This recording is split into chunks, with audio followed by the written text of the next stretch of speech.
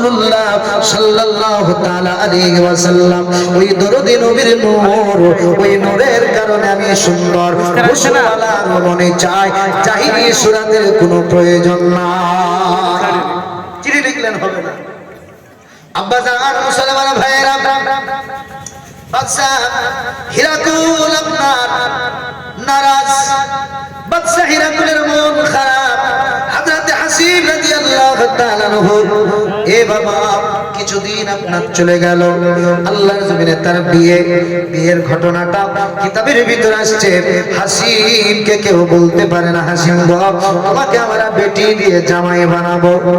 আর কিন্তু সবারই মনের তামান্না যে হাসিমকে আমরা জামাই বানালে ওই নূরের কি হলো আত্মীয়তা রাখতে পারবো, ঠিক না?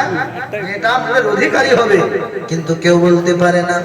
হযরত হাসিম রাদিয়াল্লাহু তাআলা আনহু একদিন রাত্রে আরাম করছেন বিছানায়। এ মুসলমান, হাসিম স্বপ্ন দেখতে আরম্ভ করল। একজন মহিলা দেখতে এত সুন্দর, ওই মেয়েটার সঙ্গে হাসিমের স্বপ্নে বিয়ে হয়ে গেল। জোরে বলুন। হযরত হাসিমের যে বিয়ে, নবী পাকের দাদার পিতা জিজ্ঞাসা করলেন, বাবা এ রমণী তোমার নাম কি? ওই মেয়ে ডাকতে বলেছিল, হুজুর আমার নাম হলো সালমা। কি নাম? সালমা। তোমার বাড়ি কোথায়? বলে আমার বাড়ি হলো বর্তমান ইয়াসরিব। এ আমার বাড়ি হলো ইয়াসরিব, বর্তমান এই জায়গাটার নাম হলো মদিনা, পূর্বের যার নাম ছিল ইয়াসরিব। এই এলাকায় আমার বাড়ি। বলে তোমার আব্বার নাম কি? বলে আমার আব্বার নাম হলো আমর বিন যায়েদ। বলে তুমি কোন গোত্রের সঙ্গে সম্পর্ক রাখো? ওই গোত্রের নাম হলো বনি নাজার। আল্লাহর নবীর দাদা, তার পিতা হাসিম রাদিয়াল্লাহু তাআলা আনহু, ইনার স্বপ্ন ভেঙে গেল। হযরত হাসিম রাদিয়াল্লাহু তাআলা আনহু ওই মক্কা জমিনে আল্লাহ পাক তাকে মালদার বানিয়েছিল ব্যবসার কারণে। হাসিম তিনি গেলেন মুলকে শাম। মুলকে শামের জমিনে তিনি ব্যবসার কারণে যাওয়ার পর কিছুদিনের জন্য তিনি মদিনায় আসলেন। আব্বাজান মুসলমান ভাইয়েরা, পূর্বে যার নাম ছিল ইয়াসরিব, এই ইয়াসরিবে আসার পর আল্লাহর হাবিবের পিতা, আল্লাহর হাবিবের দাদার পিতা হাসিম রাদিয়াল্লাহু তাআলা আনহু যে বাড়িতে উঠেছিলেন, ওই বাড়িওয়ালার নাম হলো আমর বিন যায়েদ। আর ওই আমর বিন যায়েদের বেটির নাম হলো সালমা। হযরত হাসিম কয়েকদিন ওখানে আপনার কাটিয়ে দিলেন। হাসিম দেখতে পেলেন কিছুদিন পর, কয়েকদিন থাকার পর একজন মহিলা, যে মেয়েটাকে হাসিম স্বপ্নে দেখে বিয়ে করেছিল, যে মেয়েটাকে এত সুন্দর লেগেছিল, হাসিম দেখার পর স্বপ্নের কথা মনে পড়ে গেল। ওই ব্যক্তিকে ডাকতে বলল, আমর বিন যায়েদ গো, এই মেয়েটাকে আমর বিন যায়েদ বলেছিল হাসিম, এই মেয়েটা সম্পর্কে জানতে চাও? বলে হ্যাঁ, এই মেয়েটা হলো আমার বেটি। বলে বেটির নাম কি? হাসিম, এই মেয়েটার নাম হলো সালমা। বলে আপনাদের গোত্রের নাম কি? বলে বনি নাজার। এবার হাসিম রাদিয়াল্লাহু তাআলা আনহু বুঝতে বাকি থাকলো না, এই মেয়েটাই হলো আমার স্ত্রী, যাকে স্বপ্নের মাঝে আমি বিয়ে করেছিলাম। তার খানদানের সঙ্গে মিলে যায়, নামের সঙ্গে মিলে যায়, চেহারার সঙ্গে মিলে যায়, বাবার নামের সঙ্গে মিলে যায়। হযরত হাসিম বললেন, হে আমর বিন যায়েদ, তুমি যদি আমার সঙ্গে তোমার বেটির বিয়ে দাও, আমি হাসিম তোমার বেটিকে বিয়ে করব। এই আমর বিন যায়েদ বলল, হাসিম আমার কন্যার সঙ্গে তোমার বিয়ে দিতে পারি, তবে একটা শর্ত যদি তুমি মানতে পারো। আল্লাহর নবীর পিতা, আল্লাহর নবীর দাদার পিতা হাসিম বলল, আমর বিন যায়েদ কি বা শর্ত আপনি দিবেন? এই মুসলমান আমর বিন যায়েদ বলল, হাসিম আমার কন্যার সঙ্গে বিয়ে দিতে পারি, তবে আমার কন্যা তোমার বাড়িতে যাবে কিন্নি হিসাবে, অর্ধাঙ্গিনী হিসাবে। আমার মেয়ে যেই দিন আপনার গর্ভবতী হবে, আমার মেয়ে যেই দিন সন্তান প্রসবের জন্য রেডি হবে, আমার মেয়ে যখন মা হতে যাবে, আমাদের আরবের দস্তুর অনুযায়ী, ইয়াসরিবে এলাকার দস্তুর আইন অনুযায়ী ওই মেয়েটাকে আমাদের ঘরে নিয়ে আসবো। হাসিম যদি তুমি মঞ্জুর করো, তুমি যদি রাজি হয়ে যাও, তবে আমি আমর বিন যায়েদ আমার কন্যার সঙ্গে তোমার বিয়ে দিয়ে দেব। হযরত হাসিম বললেন, আমর বিন যায়েদ তোমার কন্যা যদি আমার যদি গর্ভবতী হয়, আমি হাসিম তাকে ছেড়ে দিব, আপনার মেয়ে ইয়াসরিবের জমিনে বাচ্চা প্রসব করবে। আব্বাজান মুসলমান ভাইরা, আল্লাহর নবীজির দাদার পিতা হাসিমের সঙ্গে সালমার বিয়ে হয়ে গেল। আব্বাজান মুসলমান আব্দুল মুত্তালিব রাদিয়াল্লাহু তাআলা আনহু আল্লাহর জমিনে এখন আসেন নাই। হযরত হাসিমের বিয়ে হয়ে গেল। হযরত হাসিম বললেন, শ্বশুর আব্বা আমি কিছুদিনের জন্য মুলকে শাম যাব। এ মুসলমান, হাসিম মুলকে শামে যাওয়ার পর ব্যবসা তার আপনার কমপ্লিট করার পর আপনার হাশিমের জমিনে এসে গিন্নিকে নিয়ে এই মদিনা থেকে এই মক্কাতুল মুকাররমায় তিনি আশ্রয় নিলেন। জোরে বলুন সুবহানাল্লাহ। বাড়ি এলেন হযরতে হাসিম সালমার সঙ্গে সংসার আপনার চলে, দুজনের দাম্পত্য জীবন শুরু হলো। আব্বাজান এখন এই হাসিমের ছোট ভাইয়ের নাম হলো মুতলিব। কি নাম? হাসিমের দুটো ভাই ছিল, আব্দে মানাফের দুটো বেটা। একটা বেটার নাম হলো হাসিম আর একটি বেটার নাম হলো মুতলিব। কটা বেটা? দুইটা। আব্বাজান মুসলমান ভাইয়েরা, আমার নবীজির দাদার নাম আব্দুল মুত্তালিব না। বলে কি? আমার নবীজির দাদার নাম হলো আপনার সাইবাতুল হামদ। কি নাম? সাইবা। সাইবা কিতাবের ভিতর লিখছে নাম হলো সাইবা। কেন আব্দুল মুত্তালিব হলো? আল্লাহ পাক রব্বুল আলামিনের জমিনে কেন আব্দুল মুত্তালিব বলে দীক্ষিত? কেন আপনার আখ্যায়িত হলো?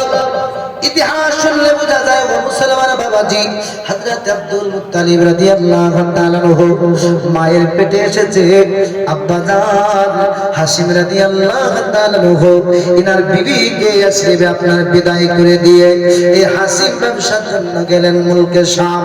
মুলকে শাম যাওয়ার পর নবীজির দাদার পিতা হাসিমের ইন্তেকাল হয়ে গেল। জোরে বলুন সুবহানাল্লাহ। লিল্লাহি ওয়া ইন্না ইলাইহি রাজিউন।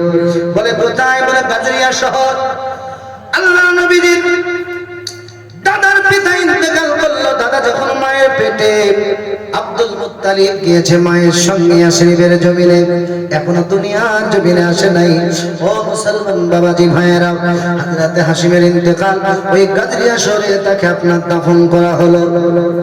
এখন আপনার হাসিমের যত মালমাত্তা ছিল তার ছোট ভাই মুতলিব আপনার কবজা করলো।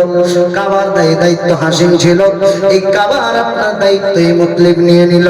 মুতলিবের আপনার হাসিমের যত মাল ছিল মুতলিব আপনার মালিক হয়ে গেল। কেননা হাসিমের জিন্দেগি জমিনে আপনার কেহ নাই, মুতলিব আপনার মালিক হয়ে গেল। আব্বাজান মুসলমান ভাইয়েরা, এই সালমা ইয়াসরিবের জমিনে গিয়ে সন্তান প্রসব করলো। এটা কন্যা সন্তান নয়, আল্লাহর জমিনে পুত্র সন্তান প্রসব করলো। এবার ইয়াসরিবের জমিনের মানুষেরা, ওই ইয়াসরিবের মানুষেরা নবীর দাদার নানারা নাম রাখলো সাইবা। সাইবাতুল হামদাকে আপনারা বলা হয়েছে। হযরত আব্দুল মুত্তালিব বড় হওয়ার পর যেই কাজ করতো ইয়াসরিবের জমিনে বড় প্রশংসনীয় ছিল, এই জন্য সাইবা বলে তারা ডাকতো না, শুধু সাইবাতুল হাম বলে তারা ডাকতো। আর সাইবাতুল হাম মানে হলো প্রশংসা। জোরে বলুন সুবহানাল্লাহ। প্রশংসা। আব্দুল মুত্তালিব যে কাজটা করতো সেই কাজটা ইয়াসরিবের মানুষের কাছে প্রশংসনীয় হয়ে যেত। আব্বাজান মুসলমান ভাইয়েরা, ইয়াসরিবের জমিনে নবীর দাদার পেশানিতে আমার আল্লাহর হাবিবের নূর মুবারক চলে এলো। আর এইদিকে হাসিম আপনার মাদফুন হয়ে গেল। আব্বাজান মুসলমান, এইদিকে আব্দুল মুত্তালিব আস্তে আস্তে বড় হতে আরম্ভ হলো। কিন্তু মক্কাতুল মুকাররমার মানুষের কাছে কোনো খবর নাই যে হাসিমের বেটা হয়েছে। জোরে বলুন খবর নাই যেদিকে হাসিম তার পুত্র সন্তান আল্লাহর জমিনে এসেছে। জোরে বলুন। আব্বাজান মুসলমান ভাইয়েরা, সাইবা কেন নাম রাখা হলো? কিতাবের ভিতরে আসছে নবীজির দাদা আব্দুল মুত্তালিবের মাথার চুলগুলো কয়েকটা ছিল সাদা পাকা, যাকে বাংলায় বলি পাকা সাদা, এই জন্য নাম রাখলো সাইবা। হাম যে কাজ তিনি করতেন এই কাজটা খুব পছন্দনীয় হয়ে যেত, তাই তাকে হাম বলে আপনার উপাধি দিল। জোরে বলুন। আব্বাজান মুসলমান ভাইয়েরা, আল্লাহ নবী কেমন করে মক্কায় এলেন ইতিহাস তার গাওয়া দিচ্ছে, সাক্ষী দিচ্ছে। বাবা আল্লাহ নবী সাল্লাল্লাহু তাআলা আলাইহি ওয়াসাল্লামের দাদা আব্দুল মুত্তালিব রাদিয়াল্লাহু তাআলা আনহু ছোট্ট কয়েক বছরের যুবক, ছোট্ট বাচ্চা। এই বাচ্চাটা ওই মক্কার মানুষ গিয়েছিল মুলকে সংবাদ আপনার তেজারাতের জন্য। তারা বাড়ি ফেরার পথে মদিনা হয়ে তারা মক্কা আসতেছিল। দেখলো বাবা ওই রাস্তার ধারে বড় একটা খোলা ময়দান, ওই ময়দানে কিছু মানুষের ভিড় লেগে গেছে। এই কয়েকজন যুবক দেখলো এই জায়গায় মানুষের ভিড় কেন, কি হলো? আব্বাজান তারা দেখলো এই জায়গার মানুষেরা ছোট ছোট বাচ্চাদেরকে নিয়ে প্রতিযোগিতা শুরু করেছে। বলে কিসের প্রতিযোগিতা? বলে তীর আন্দাজের প্রতিযোগিতা। আব্বাজান তিনজন যুবক দাঁড়িয়ে গেল। মুসলমান বাবাজি, ইসরায়েলের ছোট ছোট বাচ্চারা তীর আন্দাজ করতেছিল। বাবা এক একটা বাচ্চার বাড়ি এলো, এক একটা বাচ্চা তীর আন্দাজ করলো। কারো তীর আপনার সঠিক নিশানায় লাগে না। আল্লাহর নবীর দাদা আব্দুল মুত্তালিবের যে বাড়ি এসলো, পালা আসলো। আল্লাহর হাবিবের দাদা ছোট্ট এখন বাবা, এখন আপনার হাতে তীর ধনুক দেওয়া হয়েছে। হযরত আব্দুল মুত্তালিব তীর মেরেছে, সঠিক জায়গায় যে লেগে গিয়েছে। পুরো ওই ময়দানের মানুষ হাত তালি দিয়ে বলল